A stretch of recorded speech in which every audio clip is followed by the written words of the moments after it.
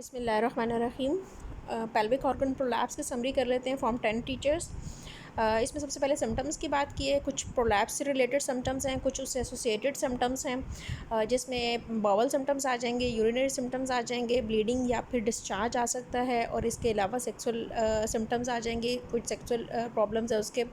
और सबसे इम्पॉर्टेंट चीज़ क्या है, किसी भी हिस्ट्री में क्वालिटी ऑफ लाइफ कितनी डिस्टर्ब हो रही है। तो यहाँ पर सबसे पहले उन्होंने क्या बात की है कि अगेन वही चीज़ के symptoms directly due to the prolapsed organ और indirectly due to the organ dysfunction. ठीक है, जिनकी एनाटॉमिकल पोजीशन चेंज हो रही है, उनके डिसफंक्शन की वजह से जो सिम्टम्स क्रिएट हो रहे हैं, लाइक वही again bladder symptoms, bowel symptoms, ये चीज़ें आ जाती हैं। और prolapse symptoms include sensation of vaginal bulge and heaviness और visible protrusion at or beyond the introitus। ये टिपिकल प्रोलैप्स के सिम्टम्स हैं। फिर इनसे रिलेटेड लोअर बैक एक हो सकती है, ड्रैगिंग सेंसेशन हो सकती हैं, और जो कि स्पेशली रिलीव बाय लाइंग और सिटिंग।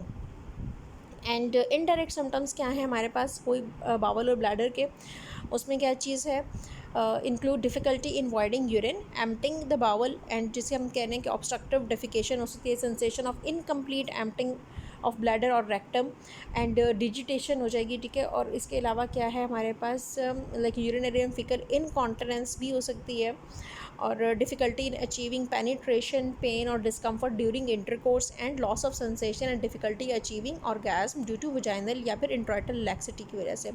और सेकंड मैंने आपको बताया कि जैसे ब्लीडिंग हो सकती है पेशेंट को, और it can be due to the ulcer, जो कि डिक्यूबिटस अल्सर बनता है। और इसको आपने हमेशा जब भी ब्लीडिंग के साथ पेशेंट है, इसको आपने डिफ्रेंशिएट करना होता है एंडोमेट्रियल कार्सिनोमा के साथ। तो एक तो ये चीज़ होती है कि एंडोमेट्रियल कार्सिनोमा की ब्लीडिंग होती है, वो कुछ हैवी इन अमाउंट होती है, फ्रेश इन कलर होती है, और जो डिक्यूबिटस अल्सर की ब्लीडिंग होती है वो होती है स्पॉटिंग की फॉर्म में। ठीक है, और उसके साथ डिस्चार्ज हो भी सकता है, नहीं हो सकता डिस्चार्ज, दोनों के साथ एसोसिएटेड हो सकता है। डिक्यूबिटस अल्सर में भी हो सकता है अगर सुपरेटेड इन्फेक्शन हो जाए, और एंडोमेट्रियल कार्सिनोमा में भी हो सकता है। इसको फिर आप कंफर्म डिफरेंशिएशन इसी किस पे होगी, बायोप्सी के ऊपर होगी।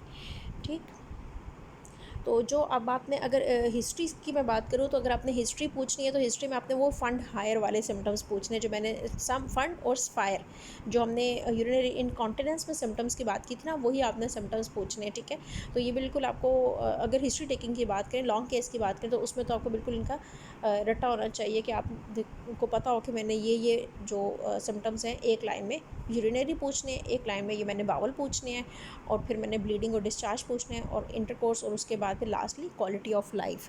क्वालिटी ऑफ लाइफ कैसे आप डिटर्मिन कर सकते हैं कि पेशेंट की रूटीन वर्क जो है वो कितना अफेक्ट हो रहा है। ओके, रिस्क फैक्टर्स बहुत इंपॉर्टेंट। नेक्स्ट पॉइंट आपका यही है कि आपने रिस्क फैक्टर्स को, जैसे हमने यूरिनरी इनकॉन्टिनेंस में किया था, कि नेक्स्ट हमने रिस्क फैक्टर्स को हमने देखना है कि उसके प्री डिस्पोजिंग फैक्टर्स क्या हैं, ताकि हम उनको भी ट्रीट कर सकें। तो लाइक इसमें क्या चीज़ हो सकती है कि स्ट्रेस इन पेरेंटल नर्व का डैमेज, इसमें भी होता है चाइल्ड बर्थ में, जैसे पैरिटी है। कुछ तो मॉडिफाइबल रिस्क फैक्टर्स हैं ना, और कुछ नॉन मॉडिफाइबल रिस्क फैक्टर्स हैं। जैसे कि अगर कोई किसी का लेबर चाइल्ड बर्थ में प्रीवियस कोई डिफ़िकल्ट डिलीवरी थी, तो अब उसको चीज़ को मॉडिफाई नहीं किया जा सकता, लेकिन उसकी स्ट्रेंथ को इम्प्रूव किया जा सकता है मसल की by pelvic floor muscle training के साथ। और इसके अलावा अगर कोई कफ है, कॉन्स्टिपेशन है पेशेंट को, क्रोनिक कोई प्रॉब्लम चल रहा है, तो उस चीज़ को, या फिर उसकी लाइफस्टाइल मॉडिफिकेशन की जा सकती है। अगर कोई वेट बेयरिंग एक्सरसाइजेस करती है, वेट बेयरिंग उसका रूटीन वर्क है, तो उस चीज़ को मॉडिफाई किया जा सकता है। ठीक है, लेकिन कुछ नॉन मॉडिफाइबल फैक्टर्स इनको नहीं हम करेक्ट कर सकते हैं।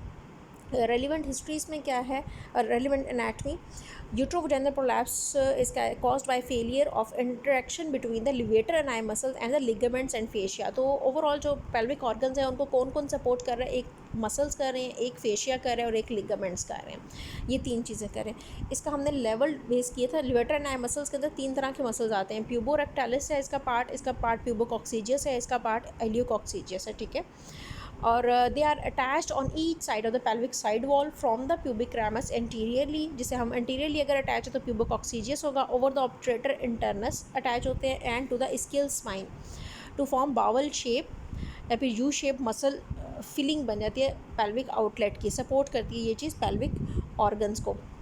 और इन बिटवीन इसकी गैप है, गैप के अंदर से क्या है, gap between the puborectalis on each side to allow passage of क्या क्या चीज़ें, यूरेथ्रा, वजाइना एंड रेक्टम। इस गैप को हम क्या कहते हैं, यूरोजेनिटल हाइटस। ठीक है, okay, the levator muscle support the pelvic organs and prevent excessive loading of the, यानी कि लिगामेंट्स और फेशिया को मसल्स भी उनके जो लोड है उसको कट डाउन करते हैं और वो भी सपोर्ट में हेल्प आउट करते हैं इन ऑर्गन्स को। सबसे इंपॉर्टेंट पॉइंट इसके अंदर ये था जो हम लोगों ने किया था कि 3 लेवल्स हैं सपोर्ट के, ठीक है, और डिलेंसी ने इसको बताया है, इन लेवल्स को डिस्क्राइब किया है। और इसमें लेवल 1 सपोर्ट क्या है, जो एपिकल सपोर्ट है। Apical support means uterosacral ligament, ठीक है। जहाँ पर एपिकल सपोर्ट हमारी ख़राब होगी तो एपिकल जो ऑर्गन्स हैं लाइक यूट्रस उसका प्रोलैप्स होगा, ठीक है। तो एपिकल सपोर्ट क्या है, आपको सबसे पहले क्वेश्चन ये पूछा जाता है कि लेवल्स ऑफ सपोर्ट कौन से हैं, और फिर लेवल के हवाले से पूछा जा सकता है कि लेवल 1 सपोर्ट पे कौन से स्ट्रक्चर्स आते हैं और लेवल 1 के डिफेक्ट की वजह से क्या होता है, या फिर आपको वाइस वर्सा पूछा जा सकता है कि अगर लेवल 1 का एपिकल प्रोलैप्स है तो फिर डिफेक्ट किस लेवल पे है, तो आप कहेंगे लेवल 1 है, that is uterosacral ligament, okay. उसके बाद फिर इसी तरह से level 1 support remains critical even after hysterectomy. तो ये प्रॉब्लम ये है कि लेवल 1 सपोर्ट हिस्टेक्टमी के बाद भी प्रॉब्लमाटिक है, क्योंकि रीज़न बीइंग के हिस्टेक्टमी के बाद जो वॉल्ट प्रोलैप्स होना है उसने भी लेवल 1 सपोर्ट का रोल है, ठीक है। इसी वजह से हम कहते हैं कि जिसे हम कहते हैं ना मैककार्ल कल्डोप्लास्टी करते हैं, तो उसके अंदर मैककार्ल प्रोसीजर के अंदर क्या है कि आप यूट्रोसैक्रल लिगामेंट को टाई कर देते हैं विद द वॉल्ट के साथ। Okay, so it is important during the procedure to reattach uterosacral ligaments to the vaginal vault. इन एक होता है लेवल 1 में सिर्फ यूट्रोसैक्रल लिगामेंट्स की बात की है 10 टीचर्स में, जो कार्डिनल लिगामेंट्स हैं उनकी बात नहीं की, ठीक है। तो एक प्रोसीजर होता है जिसमें हम दोनों लिगामेंट्स को अटैच करते हैं, और एक प्रोसीजर है जो कि मैककार्ल जिसके अंदर हम सिर्फ लेवल यूट्रोसैक्रल लिगामेंट को अटैच करते हैं, याद रखनी है बात भी आपने, ओके। तो जो वॉल प्रोलैप्स है उसके अंडरलाइंग भी जो डिफेक्ट है वो लेवल 1 का है। लेवल 2 सपोर्ट कहाँ से आती है, लेवल 2 सपोर्ट आती है by the fascia that surrounds the vagina both anteriorly and posteriorly lying between the vagina and the bladder. जो फेशिया ब्लैडर और वजाइना के दरमियान है उसको हम प्यूबोसर्वाइकल फेशिया कहते हैं, जो रेक्टम और वजाइना के दरमियान है उसको हम रेक्टोवेजाइनल फेशिया कहते हैं। और जो डिफेक्ट हमारा लेवल 2 पे आ रहा है, अगर एंटीरियर वॉल प्रोलैप्स है, ठीक है, तो फिर डिफेक्ट किस फेशिया का, ये भी MCQs हैं कि एंटीरियर वॉल प्रोलैप्स में किस फेशिया का डिफेक्ट होता है, प्यूबो सर्वाइकल फेशिया का, ठीक है। और पोस्टीरियर वॉल प्रोलैप्स में किस फेशिया का डिफेक्ट होता है, रेक्टो वजाइनल फेशिया का। बस इन 2 बातों को आपने यहाँ पर याद रखना है। लेवल 3 सपोर्ट क्या है, लेवल 3 सपोर्ट है जो कि पोस्टीरियर वजाइना को सपोर्ट कर रही है, this is a perineal body. और पेरिनियल बॉडी इटसेल्फ क्या है कि the dense connective tissue mass underneath the lower third of the posterior vaginal wall and it's is the insertion of, इसके अंदर इंसर्ट कर रहे हैं क्या क्या चीज़ें, पोस्टीरियर वजाइनल फेशिया इंसर्ट कर रहा है, फाइबर्स ऑफ द लिवेटर नाई मसल्स कर रहे हैं, और ट्रांसवर्स पेरिनियल मसल्स इसके अंदर इंसर्ट कर रहे हैं। It is the perineal body that is torn और कट बाय एपिजियोटमी। एपिजियोटमी में ये जो है वो डैमेज हो सकती है during child birth and defects of the perineal body usually उसकी वजह से क्या हो रहा है, lower posterior vaginal wall prolapse हो रहा है, एक चीज़। और जब इसके अंदर डिफेक्ट होता है तो इसकी वजह से जेनिटल हाइटस, यानी कि डिस्टेंस, जेनिटल हाइटस हम किसे कहते हैं, distance from the mid urethra to the posterior fourchette, वो इंक्रीज़ हो जाता है। उसके इंक्रीज़ होने की वजह से क्या होता है, एंटीरियर वजाइनल वॉल प्रोलैप्स का रिस्क भी बढ़ जाता है, ठीक है। तो ओवरऑल पेरिनियल बॉडी का इंटैक्ट रहना एंटीरियर एंड पोस्टीरियर दोनों के लिए ज़रूरी है। लेकिन नंबर 1 पे ये इसके डिफेक्ट की वजह से पोस्टीरियर वजाइनल वॉल प्रोलैप्स होगा, और फिर इसकी डिफेक्ट की वजह से जो जेनिटल हाइटस जो है वो एनलार्ज हो जाएगा, उसकी वजह से इंटीरियर वजाइनल वॉल प्रोलैप्स भी पॉसिबल है। तो ये एक्चुअली इस पिक्चर में उन्होंने ये सारे दिखाए हुए हैं। ये नंबर 1 पे जो है ये हमारे पास level 1 that is uterosacral ligament, level 2 दिखा रहे हैं जो फेशिया दिखा रहे हैं, और लेवल 3 नीचे ये दिस वन पेरिनियल बॉडी, ठीक है। तो ये हो गए तीनों लेवल्स। उसके बाद फिर क्लिनिकल असेसमेंट आपने कैसे करनी है, इसको हम सिम्स स्पेकुलम के साथ करते हैं, लिथोटिक पोजीशन में करते हैं, और फिर सिम्स पोजीशन में भी हम इसको असेस करते हैं। तो इसका जो एक्चुअली एग्जामिनेशन है वो यहाँ कोई बहुत ज़्यादा डिटेल में नहीं है, लेकिन आपको सिर्फ इसकी पोजीशंस यहाँ पर पता होने चाहिए कि हम कैसे कैसे इसको एग्जामिन करते हैं। सिम्स पोजीशन में भी करते हैं, और उसके अलावा हम लिथोटमी डॉर्सल लिथोटमी पोजीशन में भी इसको एग्जामिन करते हैं। तो मोस्टली जो लेफ़्ट लेटरल पोजीशन बनाते हैं हम प्रोलैप्स को एग्जामिन करने के लिए, वो हम किस लिए करते हैं, पोस्टीरियर वजाइनल वॉल को देखने के लिए, उसमें से भी स्पेसिफिकली एंटेरोसील को हम देखते हैं, ठीक है। अच्छा, ये जो पिक्चर्स हैं इसमें उन्होंने थोड़ा सा डिफेक्ट बताया हुआ है। ये रेड लाइन जो है ये शो कर रही है एपिकल लिगामेंट, ठीक है। जो रेड लाइन है ये हमारे पास है like apical ligament and intact levator muscles and perineal body को शो कर रही है। पेरिनियल बॉडी है यहाँ पर। ये जो पर्पल है जिसके ऊपर एरोज बने हुए हैं ये है वजाइना, और उसके पीछे जो ये ऑफ वाइट कलर के आपको स्ट्रक्चर नज़र आ रहा है दैट इज़ यूट्रोसैक्रल लिगामेंट, ठीक है। तो ये हमारे पास नॉर्मल है, नैरोइंग ऑफ द वजाइना। और यहाँ पर क्या हो रहा है, यही एंटीरियर है और एक पोस्टीरियर। यहाँ पर हमारे पास पेरिनियल बॉडी के डैमेज होने की वजह से पोस्टीरियर वजाइनल वॉल प्रोलैप्स हो रहा है, ठीक है। और उसके अलावा यहाँ पर क्या है, सी में loss of levator support allows the anterior vaginal wall prolapse. यहाँ पर एंटीरियर वजाइनल वॉल प्रोलैप्स है, ठीक है। और यहाँ पर क्या था हमारे पास ऊपर, नेक्स्ट दिस वन, अच्छा सॉरी, ये जो बी है दिस इज़ एपिकल प्रोलैप्स, ठीक है। लॉस ऑफ एपिकल सपोर्ट है यहाँ पर बी में, ठीक है। और उसकी वजह से क्या हो रहा है, जो एपिकल जो है वो प्रोलैप्स हो रहा है and vaginal opening and large है due to the perineal body damage. तो और भी ज़्यादा प्रोलैप्स होने का रिस्क होता है। और जो सी शेप है इसके अंदर क्या चीज़ है, levator, loss of levator support allows the anterior vaginal wall prolapse, ठीक है। और vaginal opening and large due to the perineal body damage. और यहाँ पर क्या है हमारे पास डी में पोस्टीरियर वजाइनल वॉल प्रोलैप्स हो रहा है, ठीक है। और पेरिनियल बॉडी जो है ना यहाँ पर भी डैमेज दिखाई दी उन्होंने। अच्छा नेक्स्ट ये हमारे पास क्या, ये उन्होंने कुछ स्टेजेस बताई हैं। स्टेजिंग आपको पता है, ग्रेड एक है हमारे पास ग्रेड, ठीक है, एक है हमारे पास डिग्री और एक है हमारे पास स्टेज। जो हम प्रोलैप्स को क्लासीफाई करते हैं तो ये इन 2-3 तरीक़ों से करते हैं, ठीक है। बेडन वॉकर में हम ग्रेड करते हैं, बीचम में हम डिग्रीज़ करते हैं, और जो स्टेजिंग हम करते हैं वो ज़्यादातर हम पॉपक्यू के साथ करते हैं, ठीक है। तो ये तीनों सिस्टम्स हैं इसके स्टेज करने के लिए। यहाँ पर जो इन्होंने स्टेजिंग बताई हुई है 10 टीचर्स में, इसमें इन्होंने लेवल 1 बताया where the prolapse does not reach the hymen, ठीक है। लेवल 2 है where the prolapse reaches the hymen, ठीक है, जो अप टू द हाइमन आ जाता है। और लेवल 3 क्या है, थ्रू द हाइमन, ठीक है, मोस्टली और होली आउटसाइड द हाइमन, तो that is stage 3। When the uterus prolapse wholly outside the hymen that is procidentia, ठीक है। तो एग्जैक्टली जो है वो हम पॉपक्यू के अकॉर्डिंग अगर करें तो वो ऑब्जेक्टिव असेसमेंट है। बाकी अगर ग्रेड और डिग्रीज़ को देखें तो वो हमारे पास सब्जेक्टिव असेसमेंट है, ठीक है। अच्छा नेक्स्ट क्या है हमारे पास इसमें, वही जो चीज़ है कि anterior in women who have undergone hysterectomy the vaginal vault can prolapse and vaginal prolapse और द इंटीरियर वजाइना अगर है तो वो एंटीरियर कंपार्टमेंट प्रोलैप्स है, उसमें सिस्टोसील आ जाता है। इन्होंने हाफ लिखा हुआ है कि अपर हाफ सिस्टोसील है, लोअर हाफ यूरेथ्रोसील है। लेकिन वैसे मैं आपको बताऊँ कि लोअर 1/3 जो है वो यूरेथ्रोसील होती है और अपर 2/3 जो है वो सिस्टोसील है। और अगर पोस्टीरियर वजाइनल वॉल की आप बात करें तो लोअर 2/3 जो है वो रेक्टोसील है। लोअर 2/3 प्रोलैप्स ऑफ जो है वो पोस्टीरियर वजाइना में दैट इज़ रेक्टोसील, और अपर 1/3 जो है वो एंटेरोसील है हमारे पास।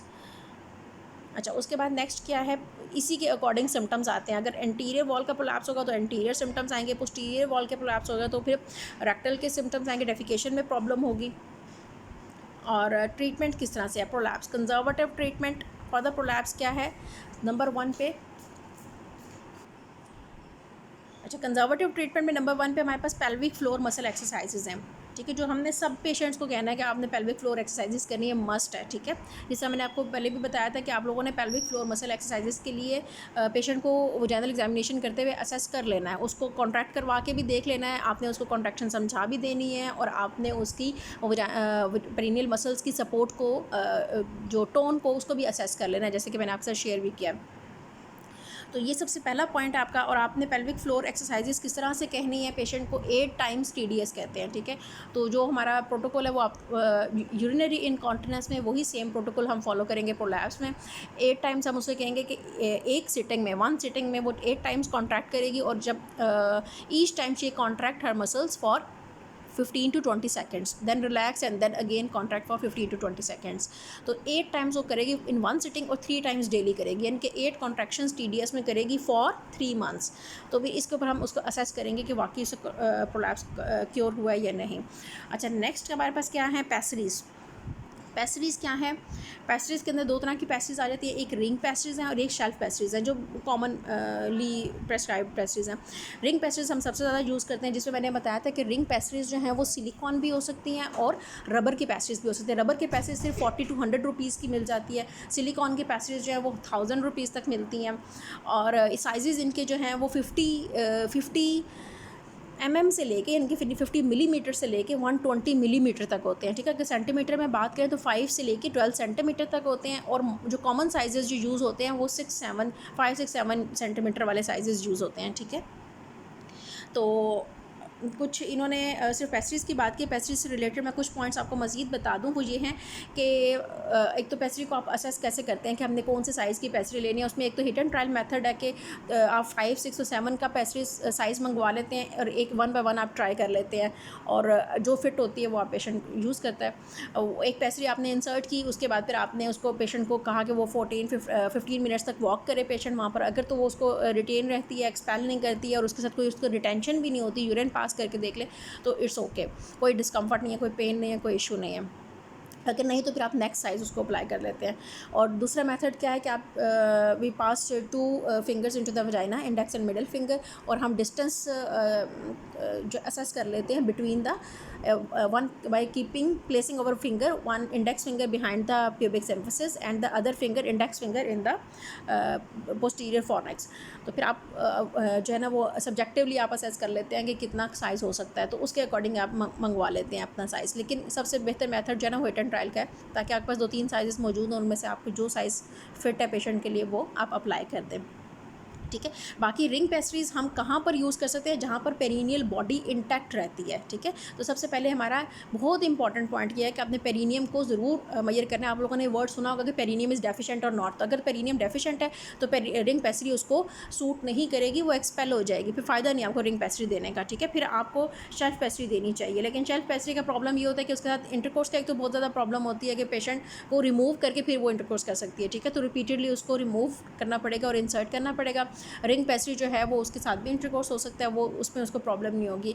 और बाकी ये है कि 6 मंथ्स के बाद जो है ना वो फिर दोबारा पेस्ट्री रिमूव करके या तो चेंज कर लें, और अगर चेंज नहीं करना चाहते तो इसको वॉश करके या पायोडीन के सोल्यूशन में कुछ टाइम डिप करके फिर दोबारा यूज़ कर सकते हैं, ठीक है। इसको प्रॉपरली ऑटोक्लेव करने की ज़रूरत नहीं होती।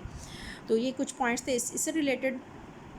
और नेक्स्ट ये भी कुछ और मज़ीद कॉम्प्लिकेशंस हैं प्रोलैप्स की, कि ब्लीडिंग हो सकती है, डिस्चार्ज हो सकता है, जो हमने पहले बात की थी। और कहाँ पेस्ट्री कैन बिकम, पेस्ट्री जो है वो इनकार्सरेटेड हो सकती है, और उसके लिए जनरल यानी कि इम्पैक्ट कर जाएगी ना अंदर, पेस्ट्री जो है ना वहाँ पर अंदर ही उसकी इन्फेक्शन हो जाएगी। ये पेस्ट्रीज़ की सारी कॉम्प्लिकेशन है ना, कि उसकी वजह से भी कुछ ना कुछ इन्फेक्शन हो सकता है पेशेंट को, ब्लीडिंग, डिस्चार्ज, और साथ में उसकी इन्फेक्शन हो जाएगा। अगर वो इम्पैक्ट करके पेस्ट्री रिमूव नहीं हो रही तो फिर एनेस्थीसिया के अंडर आप उसको रिमूव करेंगे, या कुछ जगहों पर ये भी कहते हैं कि आप एस्ट्रोजन क्रीम अप्लाई करें और फिर वो आहिस्ता आहिस्ता उसको रिमूव करने की कोशिश करें। और नेक्स्ट क्या है कि उसकी वजह से रेक्टोवजाइनल या वजाइकोवजाइनल फिस्टुला भी बन जाते हैं, ठीक।